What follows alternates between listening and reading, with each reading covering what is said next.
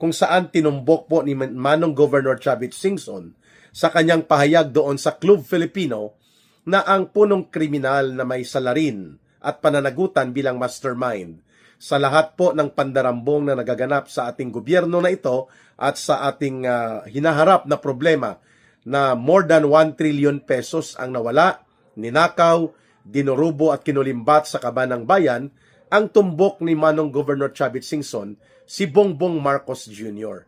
At syempre, hindi po dyan ligtas ang kanyang pinsan na si Martin Tambaloslos Romualdez. Okay? And then, pagkatapos po niyan, nagkaroon ng temporary na pagtahimik doon sa kampo o side ni Manong Governor Chavit Singson.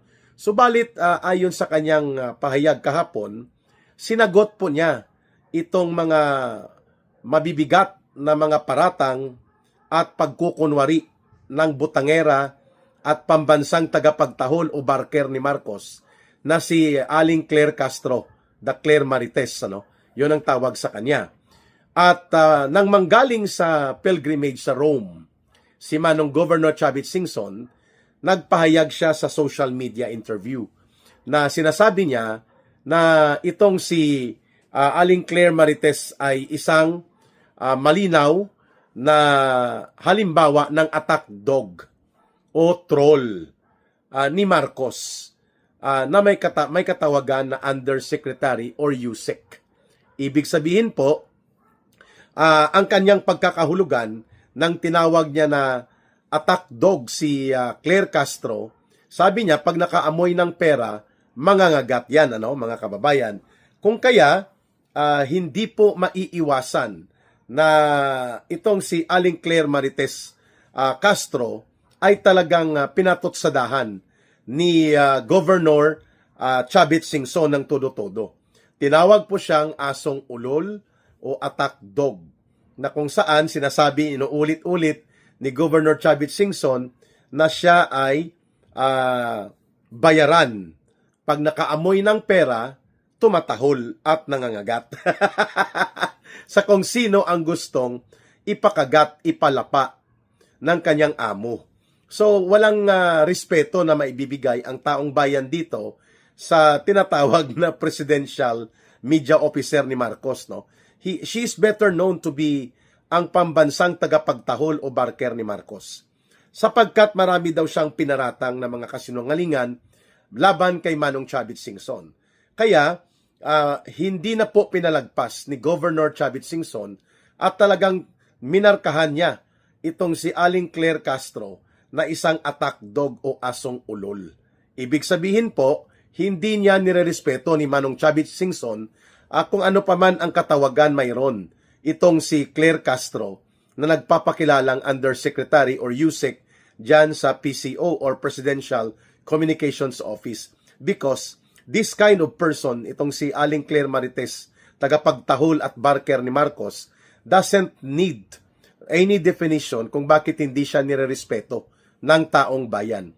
The way she opens her mouth and nagkakaroon siya ng mga pag-aatake kay former President Rodrigo Duterte, kay Vice President Sara Duterte, paborito niya yan eh. Walang ibang topic ito na pinagsasabi tuwing ito ay magkaroon ng so-called press briefing, Kaya tamang-tama lang na tinawag siya ni Manong Chavit Singson na troll at attack dog or asong ulol. Mabigat yun, coming from a person like Manong Governor Chavit Singson na hindi po yan nagbibiro, pinatotsadahan pa siya ni Governor Chavit Singson, girl, sinimulan mo ito, tatapusin natin. May hawak po na mga news clippings si Governor Chavit Singson kung saan ang headline kanyang binabasa na si Bongbong Marcos Jr. pala ay inakusahan at sinampahan ng reklamo hinggil sa plunder sa halagang 205 million pesos. Included ito sa pork barrel scam. Kung kailan ito, I think nangyari ito ng senador pa si Marcos Jr. Marcos Jr. was senator between 2010 to 2016, mga kababayan. Bago siya tumakbo bilang pangalawang pangulo, na natalo siya doon kay Leni Robredo noong 2016. Okay. Ngayon, binabanggit ito ni Governor Chavit Singson na hindi siya gumagawa ng kwento. kung kanyang sinasabi na si Marcos Jr. ay na-involve sa pagnanakaw ng kaban ng bayan, plunder, 205 million pesos. Ito yata ang inareglo nila Martin Tambaluslos at ng kanyang asawa ni Marcos Jr. na si Lisa Araneta Marcos. Ito'y involvement ni Marcos noon sa PIDAP na mga iskandalo involving si Janet Lim Napoles. Subalit, bigla na lang naglaho po ang kasong ito, natabunan na. At sa ating pagkakaalam, ito ay isa sa mga binabanggit noon ni Executive Secretary dati ni Marcos na si Vic Rodriguez, na si Bongbong Marcos Jr. ay mayroong mga skeletons in the closet. At isa po yan ang kanyang pagkakadawit ni Marcos Jr. sa pagnanakaw o pangungulimbat sa pundo ng bayan sa pork barrel fund niya bilang senador noong panahon na nasa Senado pa siya, at kasabwat dito ang isang notorious na personalidad na nagngangalang Janet Lim Napoles, the PIDAP Queen. Mga umabot din po ito, no, ang iskandalo na ito, mahigit 10 billion pesos din po ang nawala at dinambong na pera dito. Ngayon ko lang po nakumpirma ito ng inilalantad ni Manong Governor Chavit Singson sa kaniyang paglalahad na mayroon siyang hawak na mga news clippings wherein ipinapakita po doon na si Marcos Jr. had been accused or had been reportedly filed with a case involving plunder in the amount of 205 million pesos. Naglaho lang po ito, no? Kaya totoo itong kwento na hindi siya makapalag sa kanyang asawa kay Lisa Araneta at pati sa mga dilawan kina Paquito Ochoa, yung dating Executive Secretary ni Noynoy Aquino, and even dito kay Martin Tambaluslos na pinsan niya, sapagkat ito ang umaariglo at ito ang nagkamada kung bakit biglang naglaho na tabunan po ang iskandalo na kinasasangkutan ni Marcos Jr. hinggil sa 205 million pesos plunder complaints against him. Kung anong nangyaring ito, kakalkalin dapat ito natin at babalikan. At ito rin po ang dahilan kung bakit binabanggit ni Manong Governor Chavit Singson na hindi malayo po na pakialaman ni Marcos bilang mastermind ang pandarambong sa kaban ng bayan, kasi mayroon siyang ganong pattern. May ganon siyang involvement sa mga iskandalo ng pagnanakaw at pangungurakot at malawakang pandarambong. Not only because sa kanyang pamilya, sa kanyang tatay, yung yumaong diktador na si Marcos Sr., kundi mismo sa kanyang pagkatao. And this is the reason kung bakit pilit pinagtatakpan ni Marcos na hindi mabusisi ang mga iskandalong ito. In fact, mayroon pa po silang utang sa Philippine government, no? Hindi pa ito nababanggit ni Manong Governor Chavit Singson, 203 billion pesos po ang pagkakautang ng pamilya Marcoses. At yan po ay si Marcos Jr. ang estate administrator. Pag sinabing estate administrator po, siya ang nakatalaga bilang mangangasiwa at mamumuno doon sa mga ari-arian at mga pamana ng kanilang pamilya, lalo na mula doon sa kaniyang tatay, sa kanilang ama. At umaabot po ang utang nila sa buwis sa mga estate taxes na ito na may finality of decision sa Supreme Court na inuutusan sila na dapat ay magbayad sila ng mga halagang 203 billion pesos. Subalit, hanggang ngayon po hindi ito kinikilala ni Ginoong Marcos na magbabayad ng 203 billion pesos para po sundin ang kautusan ng batas at pati na po ng Korte Suprema. So, nagpapakita that Marcos Jr. himself has a propensity and a history na nai-involve ito sa mga anomalya, pandaraya sa buwis, pandaraya sa pundo, including itong pork barrel na case niya na na-involve siya sa Janet Lim Napoles scandal.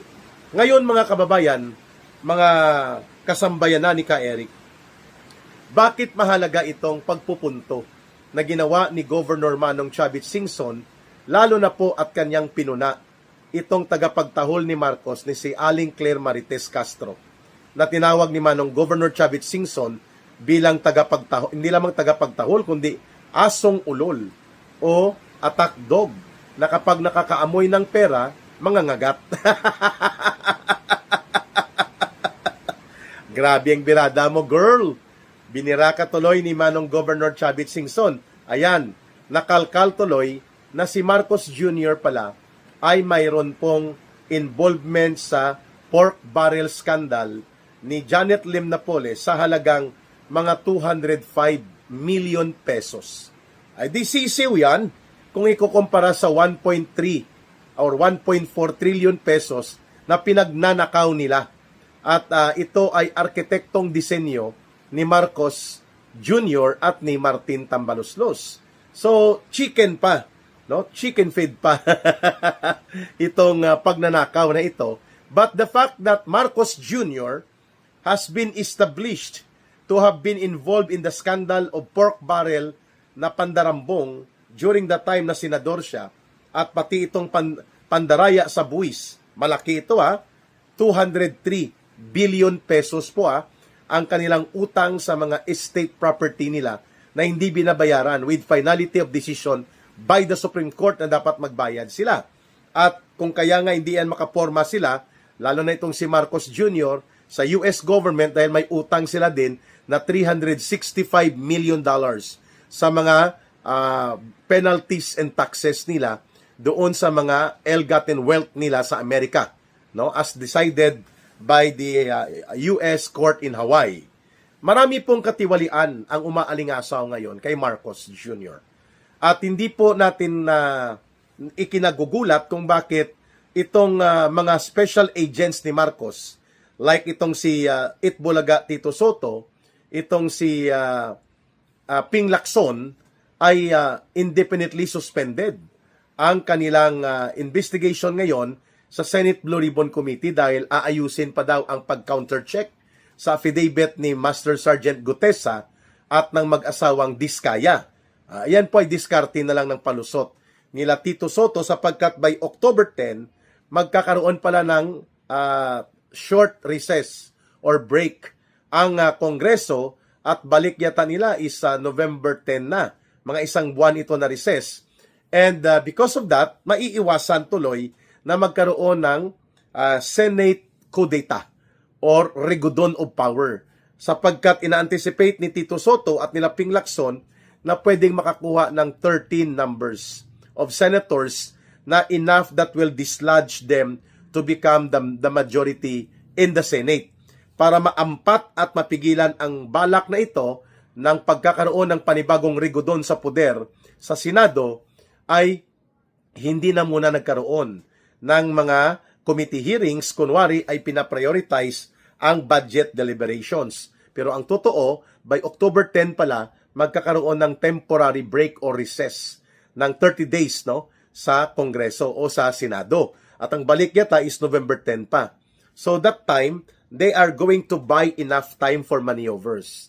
Kagaya po itong pagpupuna din ni Governor Chavit Singson na si Marcos Jr. is using all resources available sa kanya, yung kanyang publicity gimmick and public relations na mga management team, binabayaran po ito ng hundreds of millions of pesos.